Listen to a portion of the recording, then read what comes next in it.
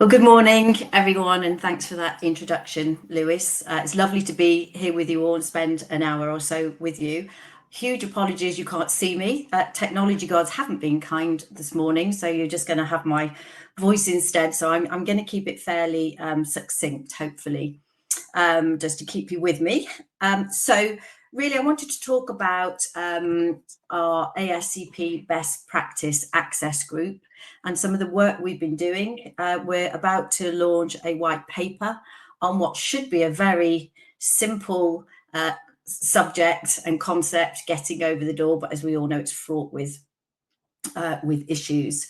So we pulled together a paper with around 10 housing providers, both local authorities and housing associations, really looking at some of the current things we know, but also, and importantly today, some of those emerging trends.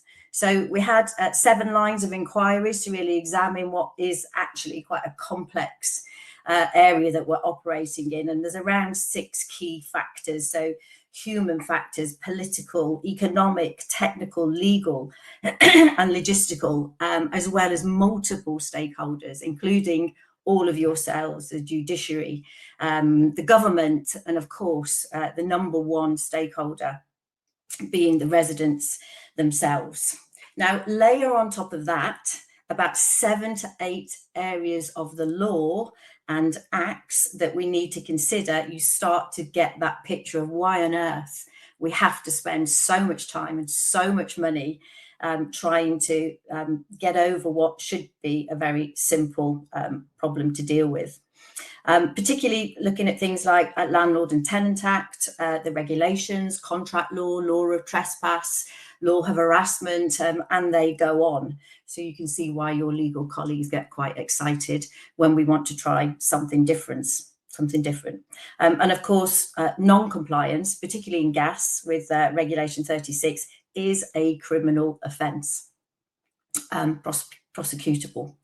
So that's a bit of the backdrop as to why we are where we are. But it's just got, the game has just changed again in terms of the Social Housing Act, which became law, I think it must be about 8 weeks ago now. So pretty much hot off the press. And I think, it's fair to say that the non-compliance battlefield has just grown exponentially, like you weren't getting enough pain with access. So I'll talk a bit more about why I think that is. But certainly it does lead us to, I think, having to work differently, having to be smarter. We do some pretty smart stuff, but we've got to raise our game. And I did say to Lewis when we were talking about doing this webinar, so for me, I think systems and data is going to be absolutely critical. So I'm really pleased that we've got a case study today as to how Voicescape is helping with the proverbial problem. So your own data systems, but Voicescape in terms of working with residents, engaging with residents, helping that first time access rate, and basically just being smarter and using tech. I always say we work really hard, but we don't always work as smart as we could. I want to just touch on something that is called guaranteed access, for a slightly nicer term than it could otherwise be. We do have some members that do use guaranteed access where they will go to great lengths, do all the usual policies and procedures, right to the point where, running out of time, the legal clock, as it's called, is nearing the end of the date and about to expire, and they members will force access. Now, they've gone through a rigorous process. They have watertight policies and procedures, and it's done in a very robust, structured way, and been lots of considerations and signed off at a very high level. That does work. Members have been doing it for over a decade. There's been no legal challenge so far. And actually what they tend to find is the reason they couldn't get over the door was because it was either illegal activity or the property had been abandoned, etc. And then going forward, they usually get let in on the second year following that, no surprise. So that's an interesting one. There's 2 case studies in our white paper around that and around the decision tree, if you like, and the business case as to whether that's a goer. It definitely isn't for everyone. But I do think in the new world, we're going to have to be considering other angles, other ways. And then I think 2 other key stakeholders. Number 1 being residents themselves. They are the beneficiary of what you are trying to do, but yet they don't own the problem. And then the second key stakeholder for me is the government. They don't own the problem and they don't own the solution. So we've got 2 major stakeholders that really aren't helping as much as they could do with this problem and this solution. And we have to remember we are in the post-Grenfell era. The government need to understand the significance of this challenge. And I get why they don't. They're not living and breathing this day to day like you guys are. And I know how challenging and problematic it can be.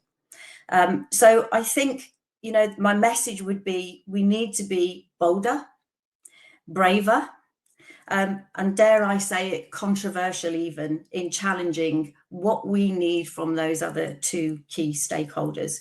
And there's more on that in our white paper. So I'm not going to speak for much longer, but I would just like to give a small plug. I hope it's okay. So the ASCP's National Social Housing Safety and Compliance Week is coming up in about 8 weeks' time, or maybe just slightly less, on 6th to the 10th of November. So please keep an eye open for that. We'll be launching the paper, but we want to use it as a platform for things like access. And we're hoping we will have a case study of one of our members talking about how the organisation is working with colleagues, legal departments, housing officers, and how they're working together in a slightly different way, taking on to and, you know, through a different lens, perhaps. So we'll be talking more about this. It never goes away. From the day I took on my first role with Corgi in what was the AGSM, it was the number 1 challenge, and I don't think that's changed. It's a significant cost, and it certainly keeps us all busy. So I think on that note, I will hand back to Lewis, if that's okay. Thank you, Claire. Thanks for your input there. That was really great to hear.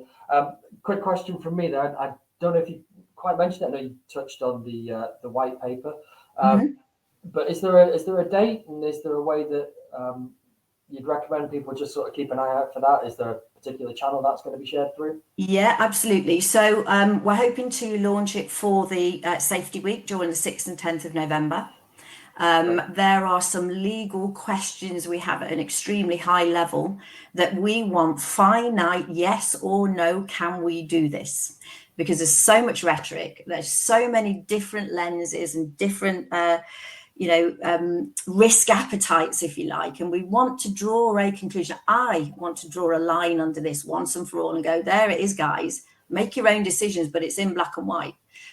So yeah, we're waiting to find out how quickly that can be done. So either way, there will be a cut down version of that for publication during that week. Wonderful. And if people were to, what's the best way for them to keep an eye out for that? Would that be follow you through LinkedIn or?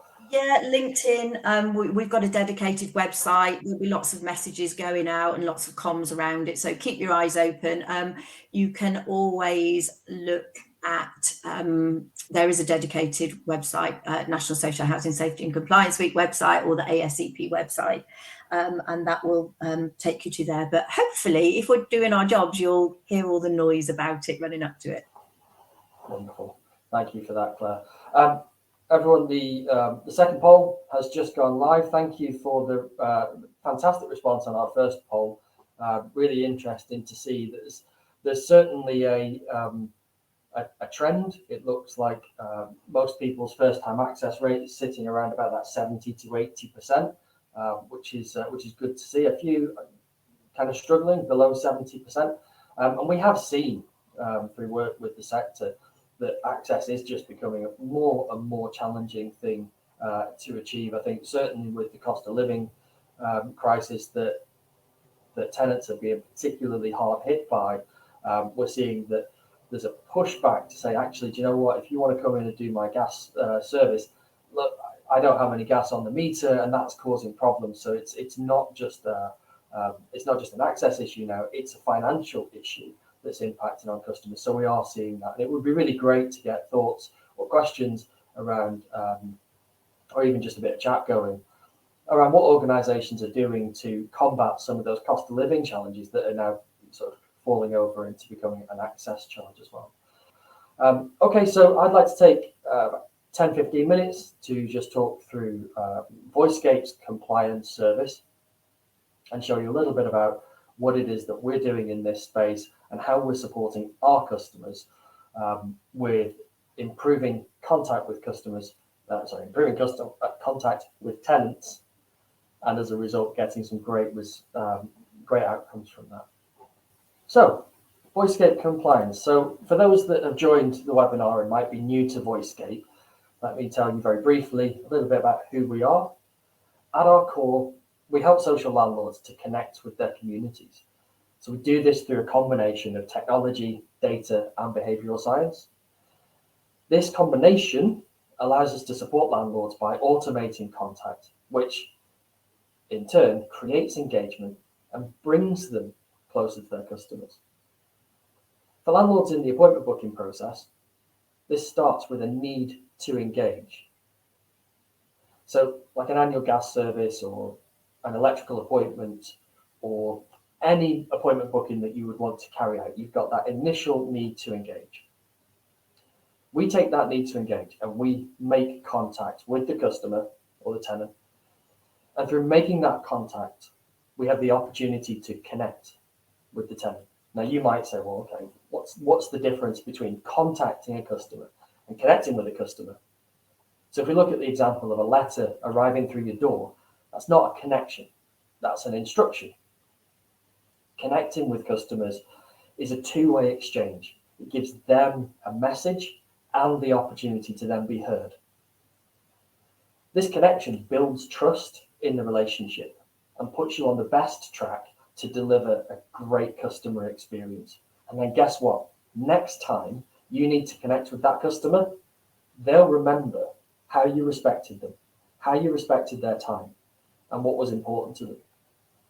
That will make your job much easier the second time around.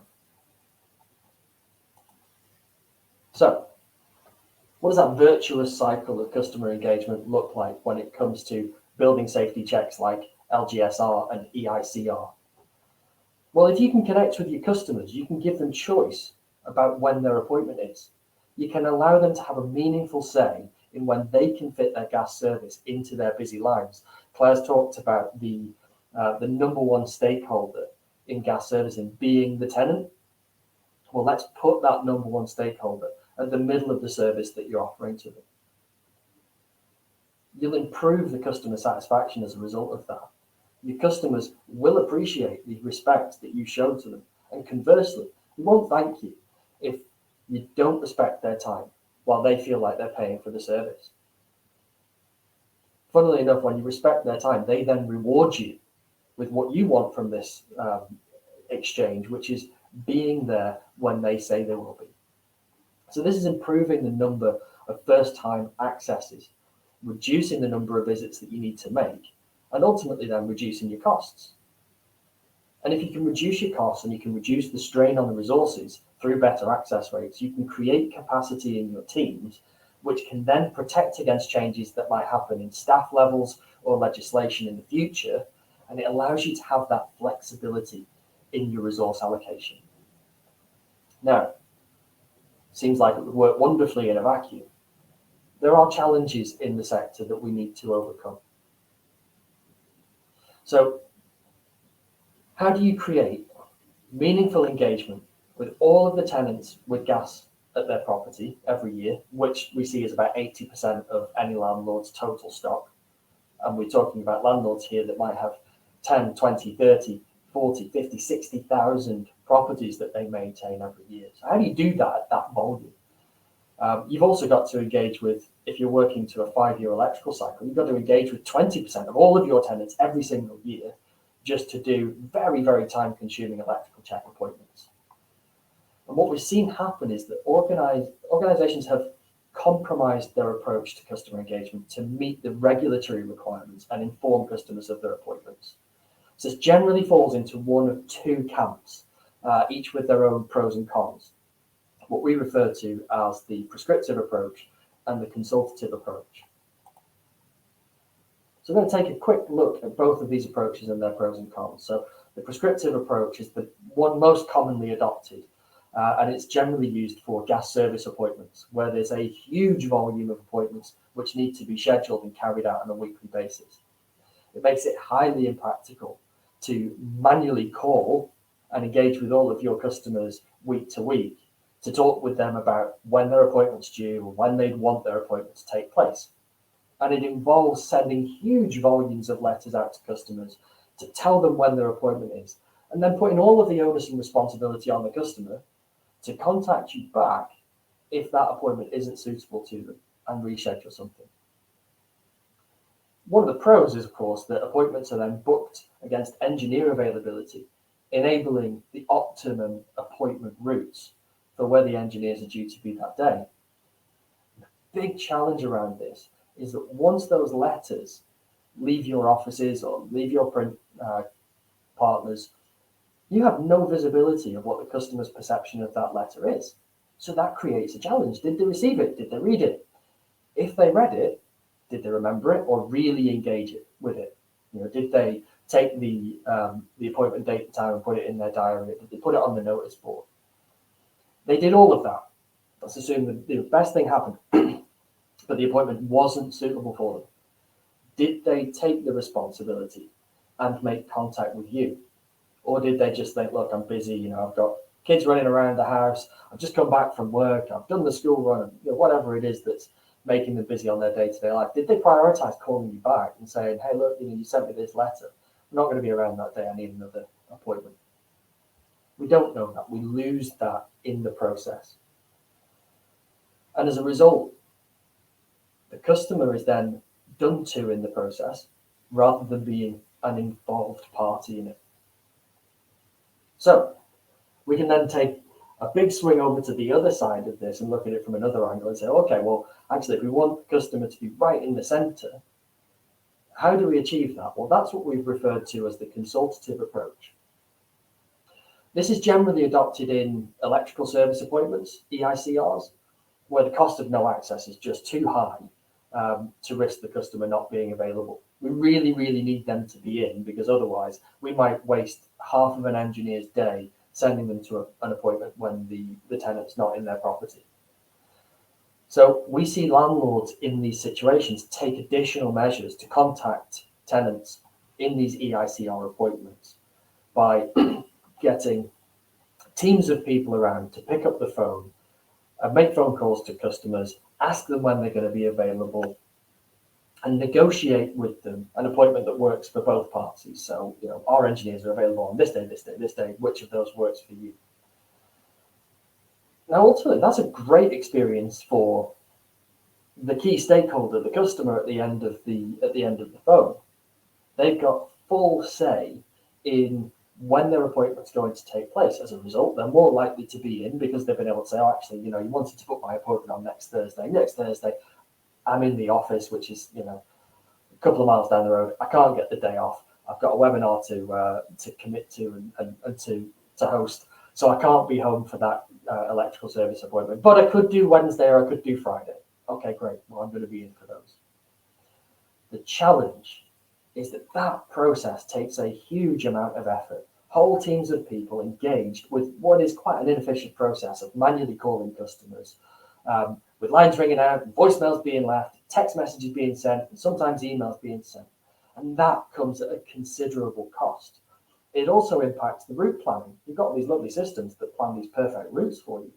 But if you're then having to constantly readjust those to when tenants are going to be available and in their homes, your route planning optimization can be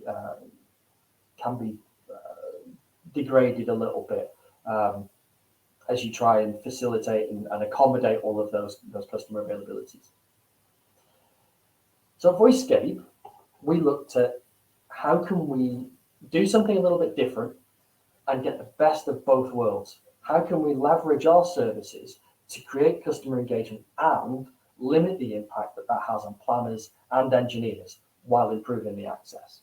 So we went right back to that those initial outcomes that we knew social landlords wanted to achieve in booking their gas service appointments.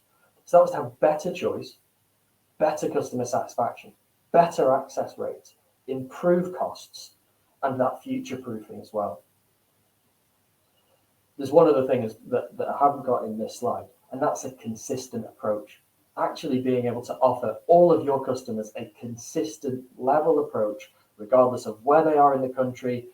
If you're using contractors to deliver services, or you're using a DLO or a blend of both, having a consistent approach across all of those gives a great customer experience, and you know all of your customers are getting that same great consistent approach. And we looked at what we do best, and that's automated engagement. So we know from our own research that customer engagement is driven up by voice-based contact. So just by adding voice to the letters that are already being sent out, we can increase customer engagement by nearly 300%, which is a huge improvement over what we see elsewhere. And we brought our proven approach of automated voice-based engagement, which we've tried and tested in a very, very challenging environment of current and former tenant arrears collection, which you can imagine if we're out there trying to get hold of customers who have left with a debt, those people don't want to speak to you generally. We've been able to prove that automated voice contact can really drive great customer engagement, even with some of the most difficult customers that you want to get connection with. And we brought that to the world of compliance. Now, what that delivers is a solution that provides social landlords an approach which can be used across electrical, gas service testing, fire risk assessment, Legionella testing, any appointment type. And by automating the calls to customers and delivering messages which are tailored and relevant to them, we can automate high volumes of calls that inform customers of what their appointment is.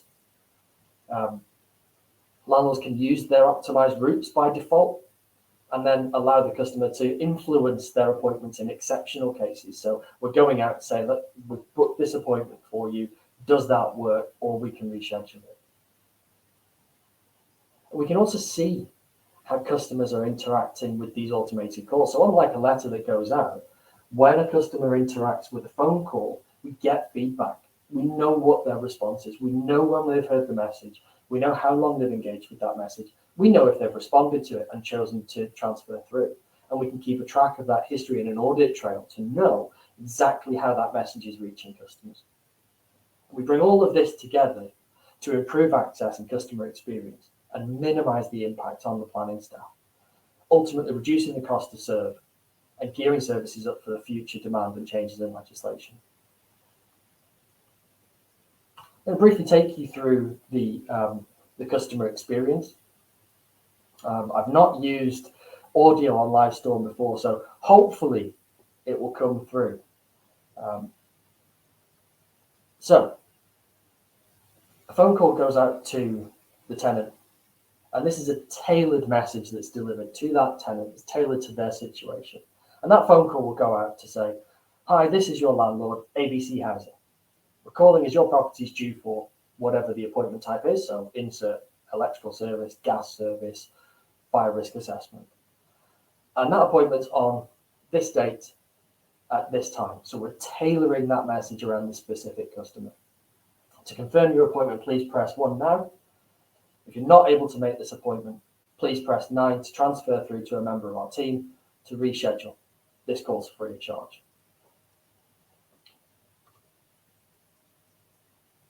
Hoping everyone can hear this message now. Quick reactions in the chat. Oh, apologies. That's seemingly not working for me, so I'll just skip through.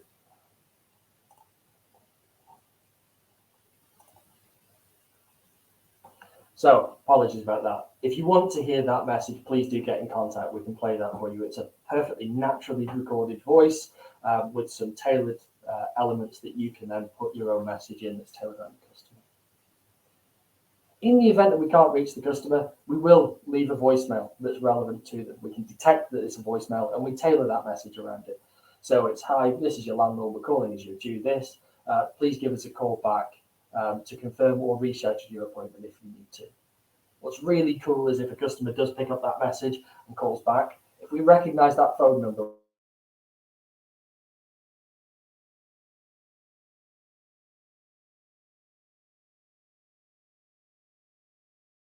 this time, please press 1 to confirm, or press 9 if you need to speak to one of our advisors to reschedule your appointment.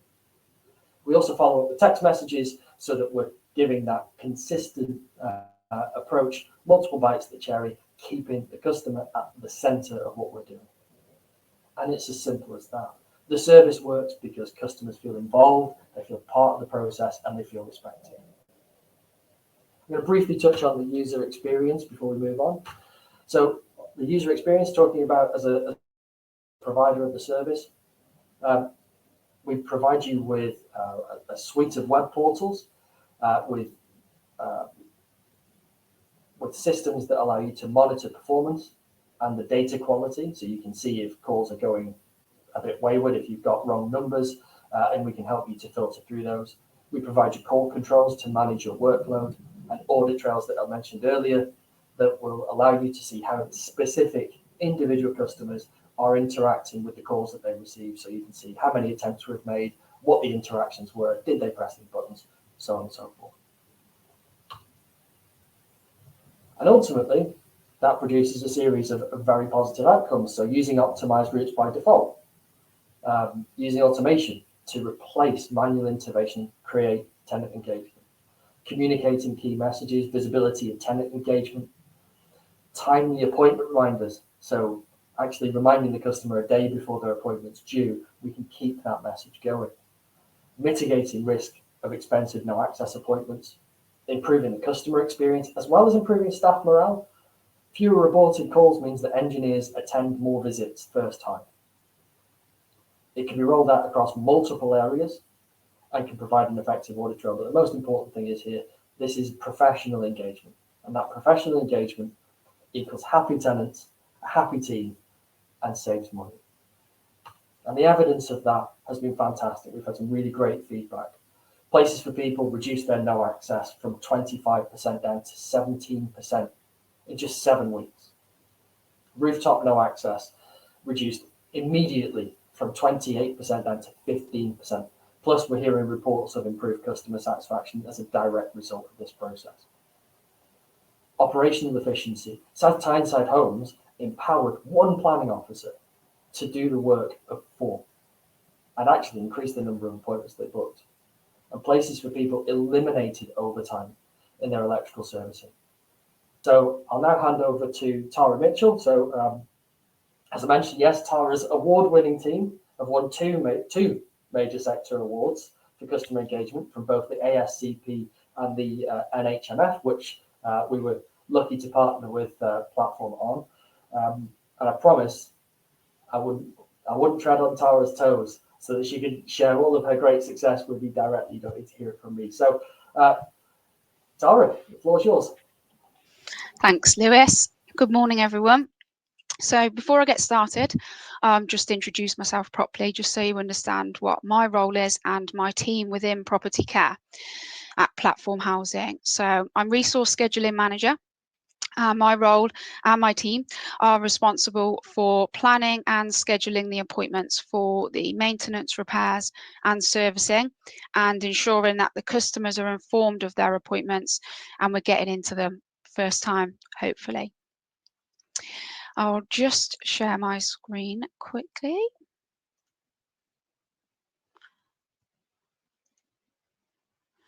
So prior to launching Voicescape, as an organisation, as Lewis has mentioned, many of you have voted as well, we were using a prescriptive method to contact our customers. So we were sending letters and or text messages to advise a customer. As Lewis quite rightly said, we're instructing them of their appointment. So if our customers wanted to rearrange their appointments, they would have to make contact with us. So they could be waiting in lengthy queues, having to dial through IVRs and waiting for the next available team member. So in many cases, it did discourage them from wanting to change their appointments, and that resulted in many challenging access issues for us as a business. So we all know compliance and our customer safety is our top priority, and I'm sure you'll all agree with me, our aim is to achieve that in the most cost-effective way. So naturally, increasing our first-time access rate is extremely important in achieving this. However, I do feel that sometimes we forget the most crucial part because we're very business driven, and that's the engagement with our customers and recognizing that they have a voice too. So with that in mind, we started our journey with Voicescape in 2021, and our objective was to provide our customers with a level of engagement, ensuring that they have control of their annual gas safety checks, and we deliver that in the most cost-effective way. We wanted to ensure that the customers were heard, they were understood, and that we learnt from them. And I think it really is, as a business, our most powerful tool for bringing about great business change and service improvement by listening to our customers. So I hear you all asking, how has that been working for us, working with Voicescape? Well, we're now providing a faster, more proactive approach to engaging with our customers. The process of booking, amending and confirming an appointment is now automated. So as Lewis has demonstrated, where our customers wanted to change their appointment now, they can select the rearrange option. They're transferred to a servicing planner and they have that all important conversation and make the necessary changes to the appointments. There's a simple process to confirm an appointment, and it doesn't require the customers to speak to us, but every confirmation is recorded, so we can go back and take a look at those. They also have the option now to reply via text message to confirm their appointment also. It's a great facility as well. Our outgoing calls via Voicescape to the customers are matched daily to our available resource within the team, and that allows us to accept direct calls, which ensures our customers are not transferred and waiting in a call queue for a lengthy amount of times. And we can control that in real time. So as a business now, we can see in real time the customers who have confirmed their appointment, those who still require contact. Having this level of information has truly changed how we work as an organisation. We're having more constructive and meaningful conversations with the customers to meet their needs, and the team have more time to focus on the more complex cases.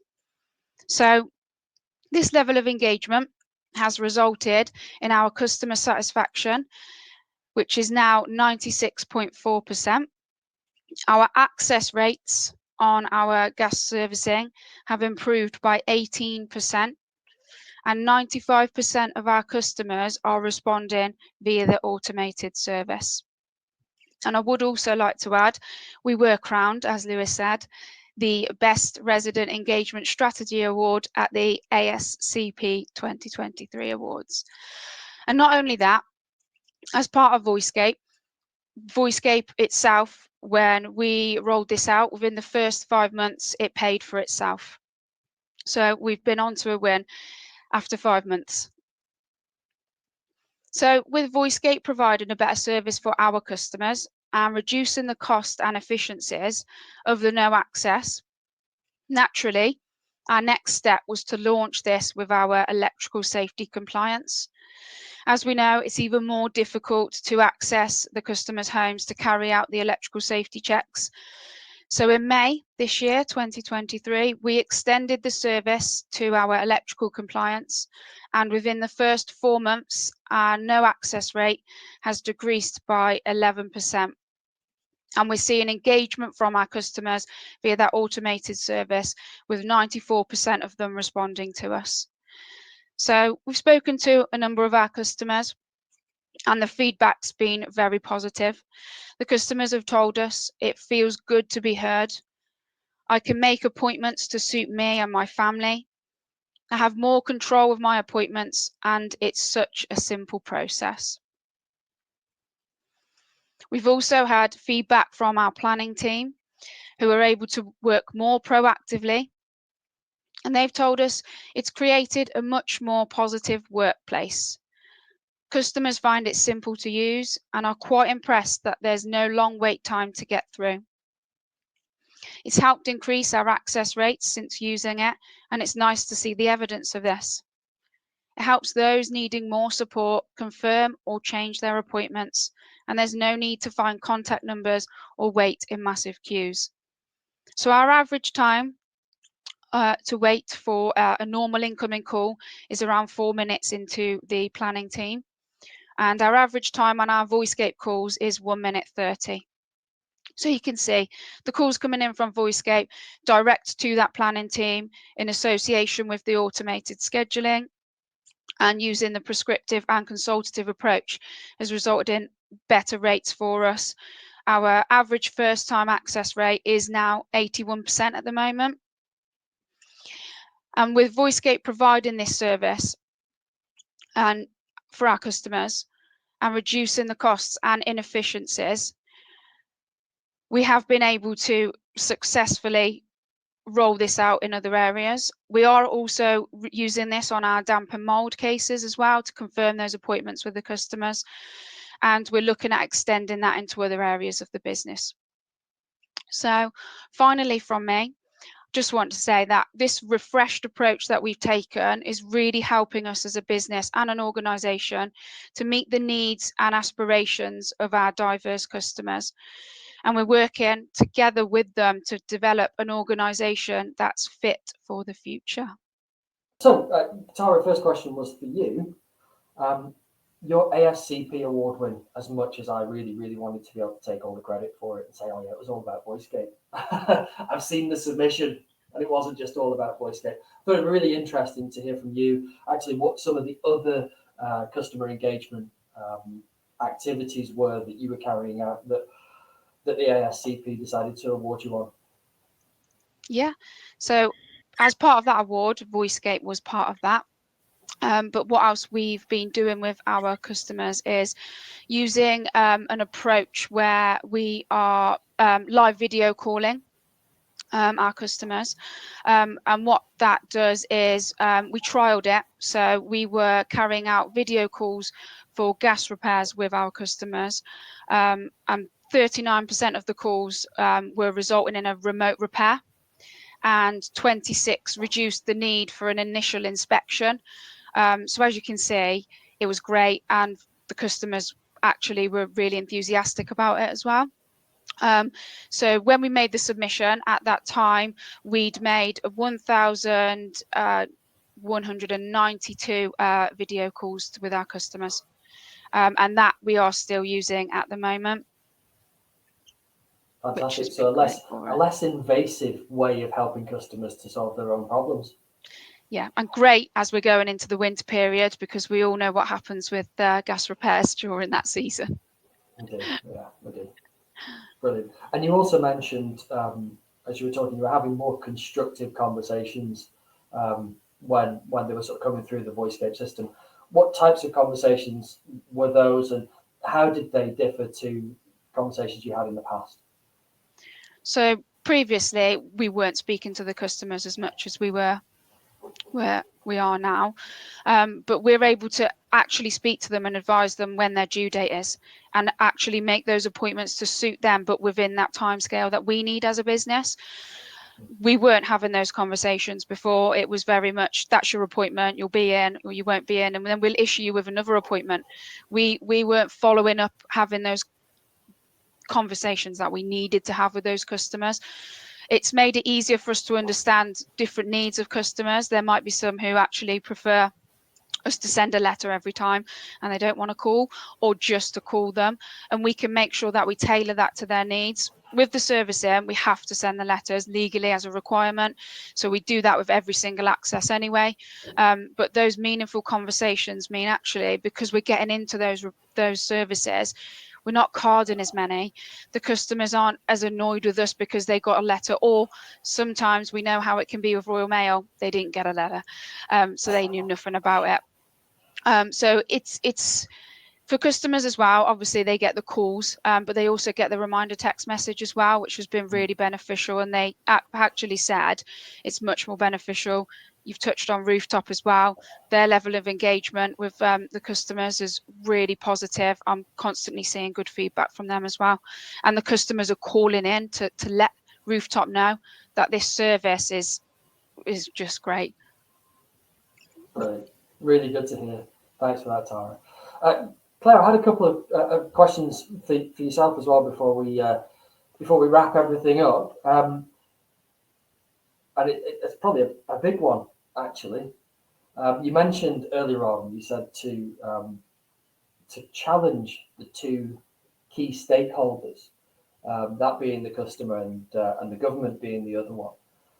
I just wondered if you had any advice or any thoughts about what that might look like in a practical sense for the attendees today. What does that taking a challenging approach look like, do you think? That's a good question, Lewis. Can you hear me okay? We can, yes. Thanks for joining us Excellent. again. Well, I do like to provide challenge for the government, and I'd like to think that they welcome that challenge. I think pre-Grenfell era, everything was pushed onto the landlord. They've gone so far with the Social Housing Regulation Act, the Ombudsman, charters, engagement. I think they've really moved on decades, but they're still not quite grasping this is a three-way challenge. And I think they need to support the sector further to deliver on the remit they have given the sector to make homes safe. Now, you can't do that if you can't get over the door. It's a bit of a paradox. So I would like to see stronger powers of access. Obviously, we've ran the access campaign, and through that campaign, we managed to achieve the Regulation 36A, MOT style servicing. I went to see the housing minister at the time. I think it was Brendan Lewis. And yeah, it was pretty clear there was not a cat in hell's chance they were going to give us only stronger powers of access. But I think things have changed. So, I think there needs to be some pressure there. And I've had those conversations and lobbied for those many times. But I think now is the time. Still more we have to do, like we've heard today. I completely accept that. I think as far as the residents go, it's one that the government need to hear. This isn't just all landlord. There has to be an acceptance that the residents are the people you're trying to keep safe, and their families and their communities. And some of that's going to be more engagement. But I think the government can help that in terms of this is what it means. This is what can happen. This is how your landlord is trying to help you. So the last Social Housing Safety and Compliance Week last year, we launched an access video for the resident as to what the landlord's trying to achieve, how you can help them try to achieve it. So I think there's a lot more PR needs to go on, because they don't know what they don't know. And they certainly don't understand the tax, if you like, on society. The cost of trying to get over the door is just extortionate. So I think we need to bring them in, and we need to share some of that wisdom and help them understand how they can help us all be safe. And even if it is being, a little bit sort of in perhaps pushing things a little harder than we might, talking about Grenfell. 72 people died 6 years ago. Do we want that to happen again? And here's what you need to do to help us prevent that from happening. So I think we need to get a little bit bolder with our narrative with the residents, but there's a big piece of work, and that is expensive. Anything consumer facing, to put an ad on the telly, for example, is millions and millions of pounds. So, but I think we're kind of getting into that territory. So yeah, until we square that circle, we're only going to have incremental steps forward. Sure. So actually maybe leveraging government contacts like the housing minister and saying, hey, look, this is such a massive priority for you as the government. can we get some support from you to get the message out there? Because it's too expensive for an individual landlord to get that message out. But collectively, the government could support that. Yeah, absolutely. Absolutely. I think we all have a role to play in that. Wonderful. I've got one more question for you. Before I do, we do have a final poll that's available now, which is just asking if you'd like a member of the Voicescape team to reach out. So if you want somebody to be in contact, to talk to you about everything we've gone through today, and provide you provided a very top level demo. But if you want to hear what the system sounds like when a customer gets a call, if you want to see all of the control dashboards and the audit trails, just let us know. We'll be more than happy to follow up with you. So the last question I've got, Claire, is for you. Looking at this from a more strategic perspective and looking at kind of the top level as the sector as a whole and everything that you hear, and how you're encouraging people to challenge the key stakeholders, what sort of things do you think everyone coming to this webinar today should sort of take away with them, and start doing differently, or start thinking about how we can adapt services? What would you want people to sort of take away? What's your best sort of insight or piece of advice for us? Well, the time has never been better. Safety and compliance has never had a better platform than it has today. So we're in a good place. I think much of that is around pushing it around the organisation. So we see it sitting with the safety and compliance departments. Everybody has a different lens. Everybody has a different agenda. And I think until the board members really embrace as a one goal for the business, safety and compliance, there's going to be silos. So I think breaking down the silos, working together to deliver safer homes, which starts with access and obviously many other things. I think that's probably one of the biggest things people can do internally, and have a voice. I think we're a very, very polite sector. We're very conformist. We like to be very PC, and sometimes I think we perhaps need to be a little bit bolder. What a great bit of advice to cap this off. So thanks everyone for joining the webinar today. Thank you especially to Claire and to Tara for sharing their insights and their thoughts with us. Again, hold on. Mohammed, you've asked a question. Sorry, just spotted that. I'm going to chuck this out to both of you before we go, and then we will wrap up. I've just clocked it. Just caught me there, Mohammed. How can landlords ensure safety and access when they're using contractors for their service? Tara, as a contractor, I suppose, I'll chuck that one over to you. Yeah, we are our own in-house contractor. That's how we want to call it. But all of our systems are linked together, so that it's visible for everybody in the business. And we have BI dashboards running consistently every day that monitor our compliance for us. So it gives us that high level information, what we need. From a business point of view, elsewhere within the business, we use BI dashboards to monitor due dates, cycle end dates, whatever you want to call them, and that allows us to manage those contractors and also their no access. And it's having that confirmation and conversation with them daily, weekly, whatever you need, to ensure that they're meeting the requirements that you've set out for them. That is the biggest thing. It's the communication with the contractors. But as I've said, as our in-house systems, they are all linked together. Every time our operative attends an appointment, that all links back through our system, and it's all automated, updated, and then the BI dashboards reflect that. So we've constantly got in real time a monitoring service for it. So quite similar as well to what Claire was saying about breaking down some of those silos and making sure that those channels of communication are always happening, and that you've got that unity. And that's what we've got within platforms. So my team do all the planning and the scheduling, but we work very closely with our assets team who manage all of the safety and compliance. And it's having that relationship with them to understand that. We've built great relationships. We're constantly in contact with them, and also our housing officers as well daily.